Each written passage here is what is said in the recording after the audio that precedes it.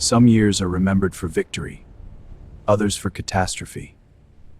But there was one year when civilization itself stood on the edge of collapse. History remembers wars, kings, and empires that rose and fell. But there was one year when the greatest enemy wasn't another civilization. It was the sky itself. The year was 535 AD. Across continents, civilizations were thriving, trade and distant harvests were plentiful, and for millions of people, tomorrow looked no different from today. The fields were alive with grain, markets overflowed with food, children laughed while merchants planned journeys that stretched across the known world. Everything seemed ordinary, until nature quietly began to change. At first, the signs were almost impossible to notice. The sunlight felt softer. The air seemed strangely different. Nothing alarming, just enough to make a few people look toward the heavens. Then something happened, something no one could explain. The sun is so his aiming. And as more eyes turned toward the fading sun, the world unknowingly stepped into the first chapter of its greatest catastrophe. The change became impossible to ignore. Even at midday, the sunlight seemed strangely weak. The warmth that had always defined summer was quietly beginning to disappear. Across villages, towns, and great cities, people began asking the same question. Why did the sun look like the moon? No one had ever seen anything like it. Soon these strange reports reached the heart of the empire. Messengers carried the same story from every direction. The sky had changed and no one knew why. Emperor Justinian received reports from across his empire. Fields were growing colder, harvests were slowing, and everywhere people were beginning to fear the heavens themselves. The darkness sails. The people speak of an eternal night. One man decided these events must never be forgotten. His name was Procopius. What he wrote would survive for centuries, becoming one of humanity's first eyewitness accounts of a world's slowly growing dark. Procopius described what no one could explain. The sun gave forth its light without brightness, like the moon. Those simple words captured a terrifying reality, because the darkness was only beginning. As the strange sunlight faded, the warmth disappeared with it. Summer mornings arrived wrapped in frost, and the first harvests began to fail, leaving families to wonder what would come next. What frightened people most was that this wasn't happening in one kingdom alone. From Europe to Persia to distant China, the same silent darkness stretched across the world. The wisest minds searched for explanations. Some blamed the gods, others feared the end of the world. But without science, every answer created even more questions. No one knew it yet, but humanity had crossed an invisible line. The failing harvests were only the beginning, because somewhere beyond the horizon, the true cause of this darkness was waiting to be discovered. What no one in 536 could possibly know was that the sky had not changed on its own. Somewhere far beyond the cities and farms of the ancient world, the earth itself had already spoken, and its message was still rising into the sky. Scientists now believe the disaster may have begun with a massive volcanic eruption, or perhaps several eruptions, so violent that ash, sulfur, and debris were blasted high above the weather itself into the upper atmosphere. There, in the thin air above the world, those particles spread like a veil, not for hours or days, but for months, blocking sunlight and cooling the planet below. The result was devastating. With less sunlight reaching the ground, temperatures fell. Growing seasons collapsed, and across entire continents, the land began to stop feeding the people who depended on it. At first, it was only a bad harvest, then another, and another. until what had begun as a strange sky, the slow, unstoppable beginning of famine. When the fields stopped giving what they once had, people noticed quickly.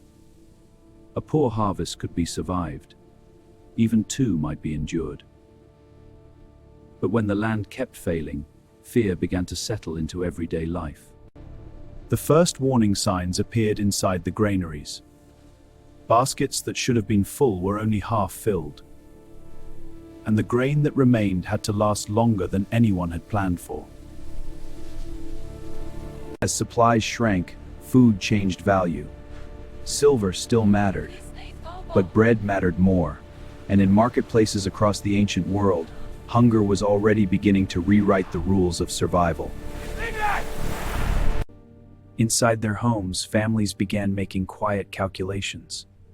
Smaller meals, longer gaps between them. Parents pretending they weren't hungry, so their children could eat just a little more.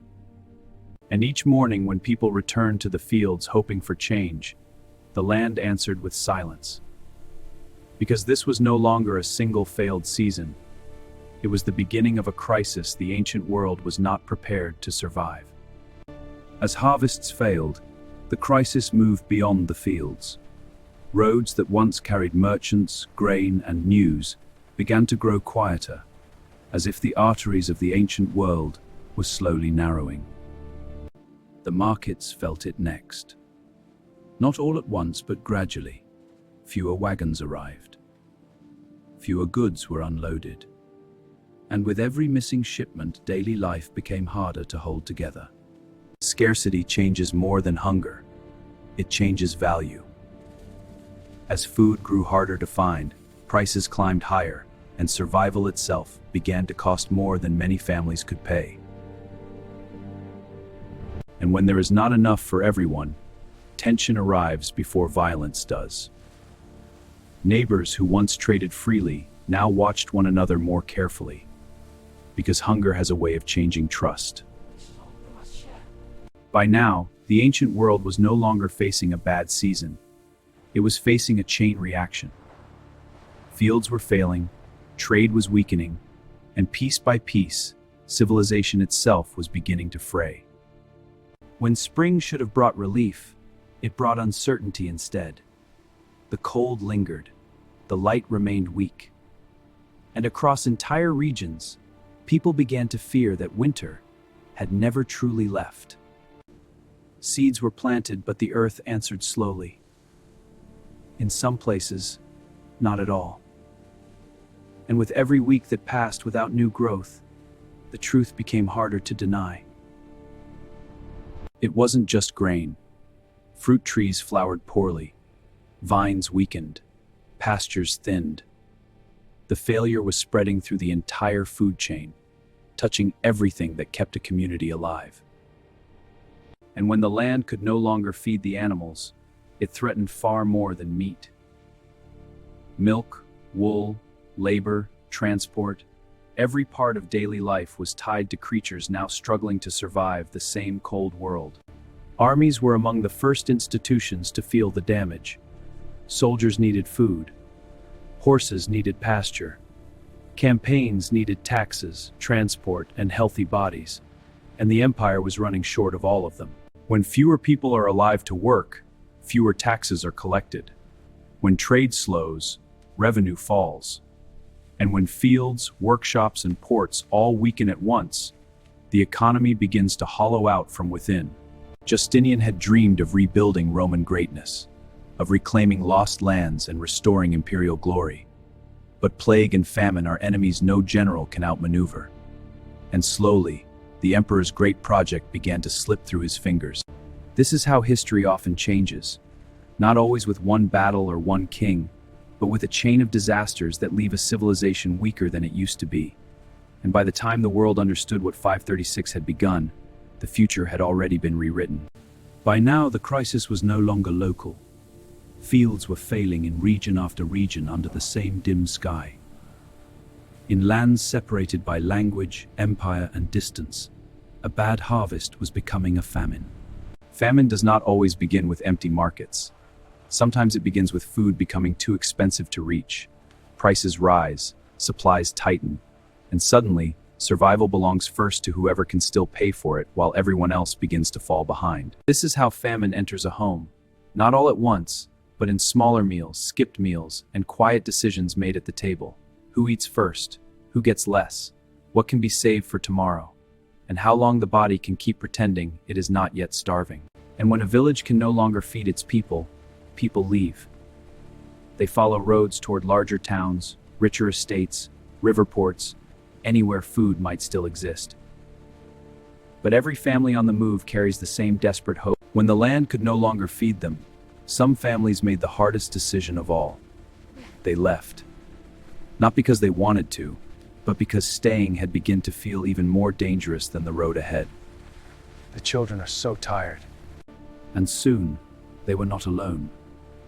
Across provinces and frontiers, more people took to the roads, searching for grain, work, relatives, or any place where the harvest might have been kinder than their own.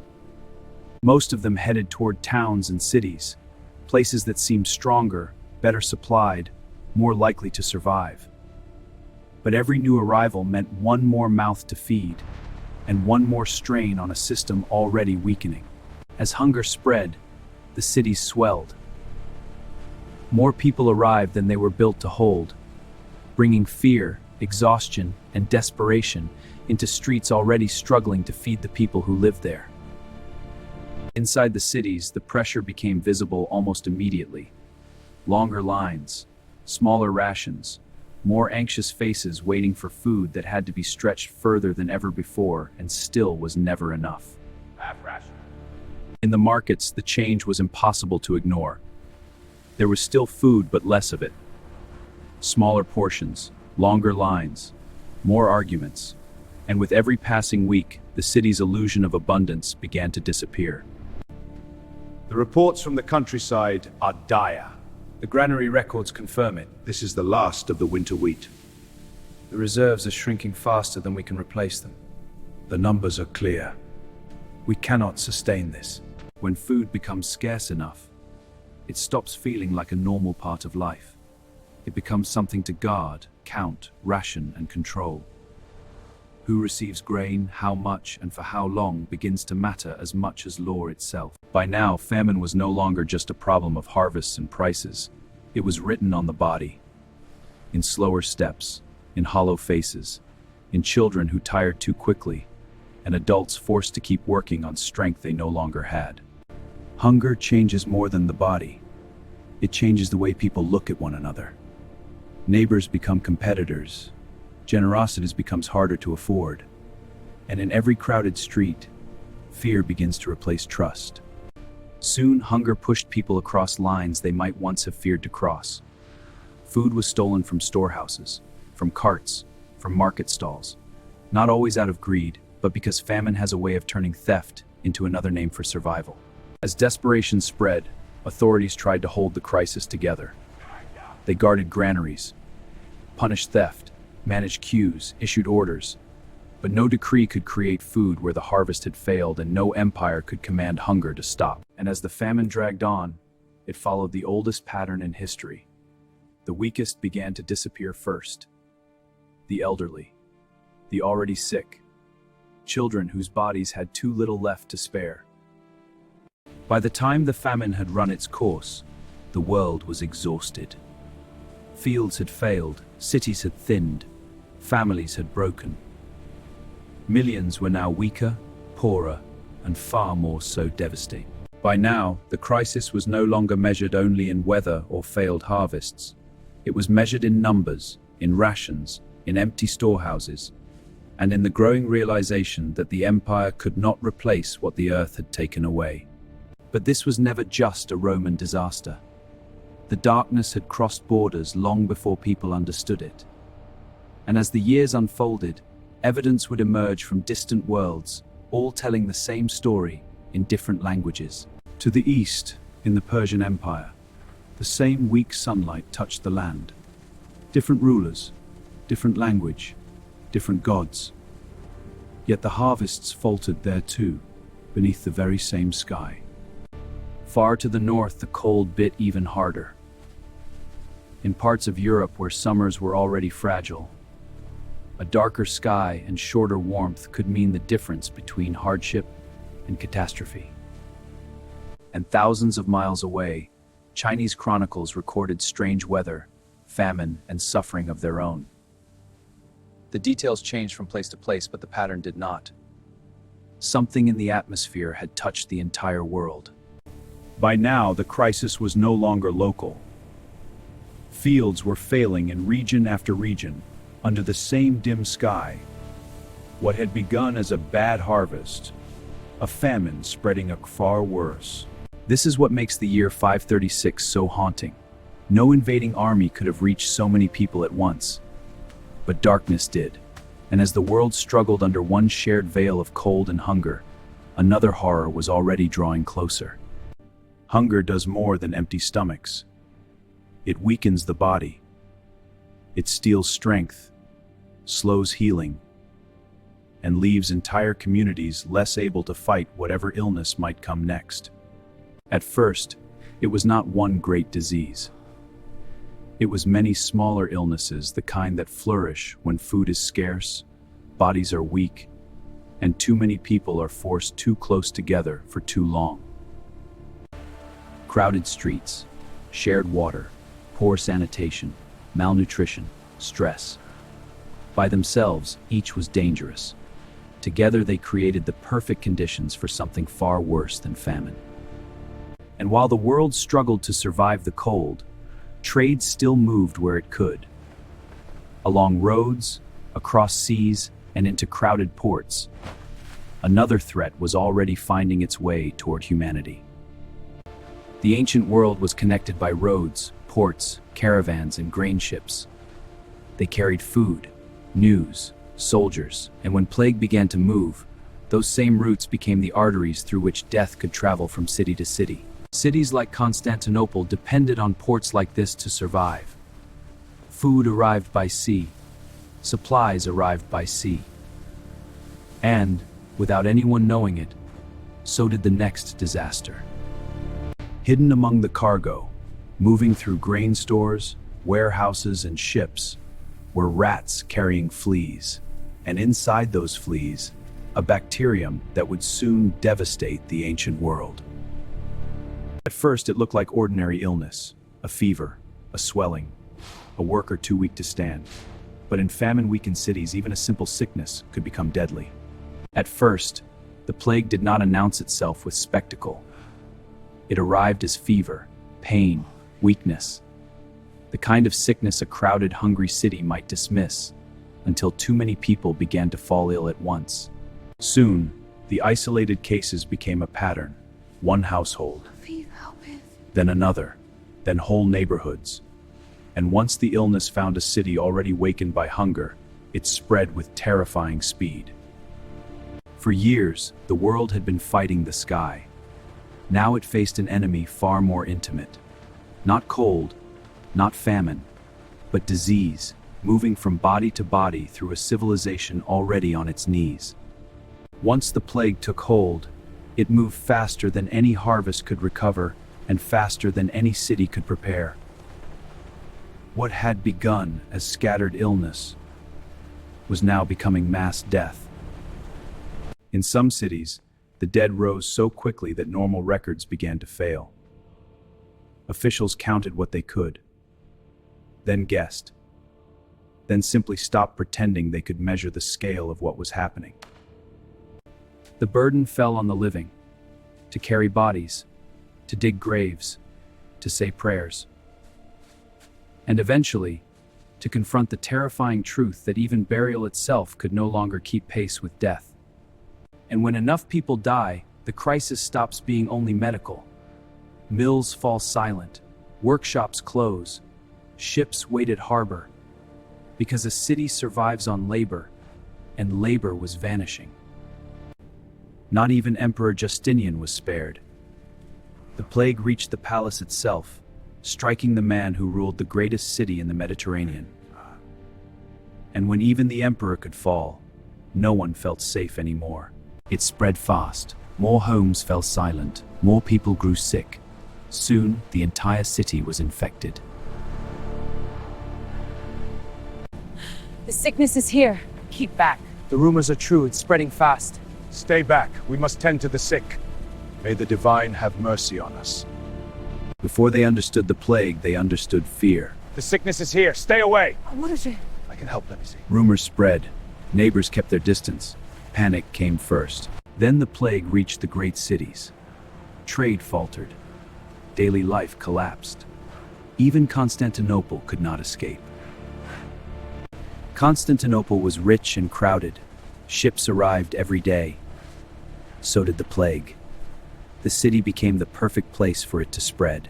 The city began falling apart. Workers disappeared. Markets emptied. Every day, more people died than could be replaced. Then everything changed. The sick became the dead. Every day, the numbers grew. The plague showed no sign of stopping. Soon, even burials became impossible. Too many dead, too few hands. The living could no longer keep up. The plague changed everything. Markets emptied. Work stopped. The city's daily life slowly fell silent. Even the empire struggled. Workers vanished. Officials were overwhelmed. No order could stop the plague. Constantinople wasn't alone. The plague spread from city to city. Soon, much of the known world was suffering. First came the darkened skies, then famine, now plague. To many, it felt like the world itself was falling apart. The world had changed. Cities were weaker, millions were gone. Nothing would ever be the same again. It was never one disaster. Darkness brought famine. Famine weakened the people. Then plague finished the rest. Those who survived wrote it down. They described dark skies, famine, and plague.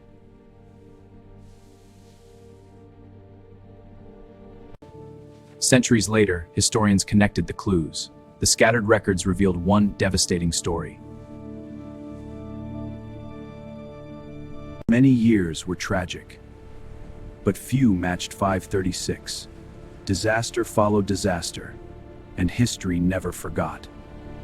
History kept records, so did the earth. Ice, trees, and ash preserved the truth for centuries.